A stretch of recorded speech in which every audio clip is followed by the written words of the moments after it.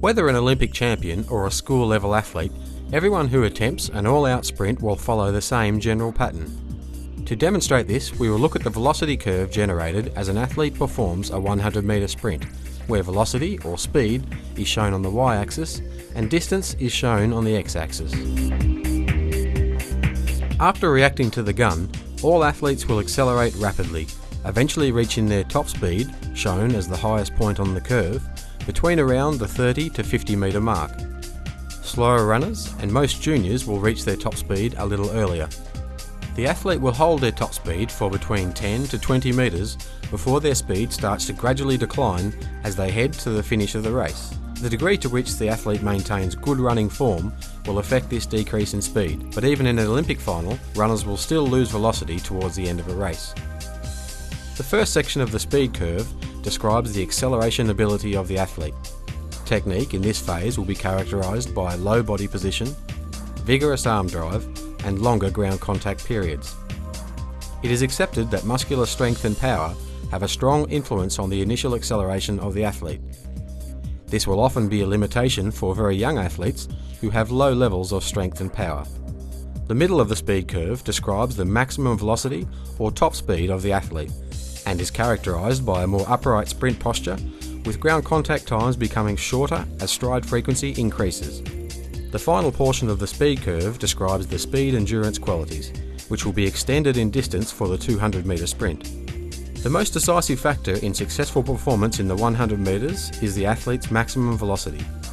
To win an Olympic gold medal in the men's 100 metre event, an athlete would have to have a top speed of around 12 metres per second or 43 kilometres per hour.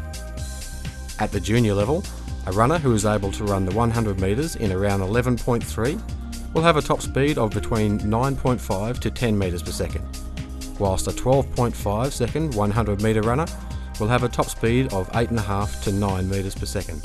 While the 200 metre event requires a higher level of speed endurance than the 100 metres, top level performance is still not possible without possessing good top speed.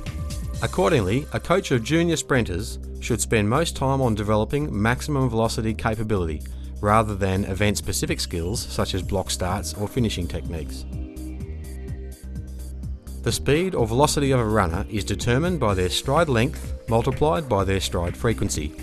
For example, an athlete with a stride length of 2.2 metres and a stride frequency of 4 strides per second will have a top speed of 8.8 metres per second. Finding the optimum balance between stride length and stride frequency is a key aspect of sprint coaching. However, sprinters come in all shapes and sizes, and their strengths and weaknesses will show in the stride patterns they exhibit. Stride length is the distance the body is projected through the air with each stride, and may vary from just under 2 metres to over 2.5 metres for senior athletes. Although stride length will be affected by the height of the athlete, strength and flexibility around the hip are particularly important. A flexible and strong hip complex will allow a sprinter to optimise stride length without adversely affecting stride frequency. Stride frequency will usually range from between 4 to 5 strides per second, depending on the individual. The time taken for each stride can be broken down into the support phase, when the foot is in contact with the ground, and the flight phase, when the body is moving through the air.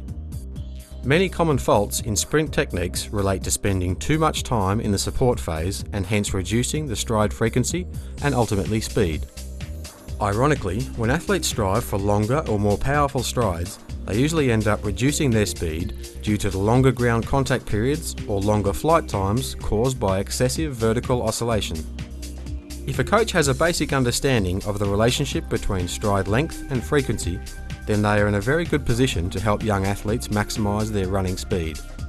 Apart from improving reaction time, block technique, and dipping at the finish, all improvements in running performance must relate to changes in one or both of these factors. When explained in these terms, the task facing the sprint coach would seem an easy one.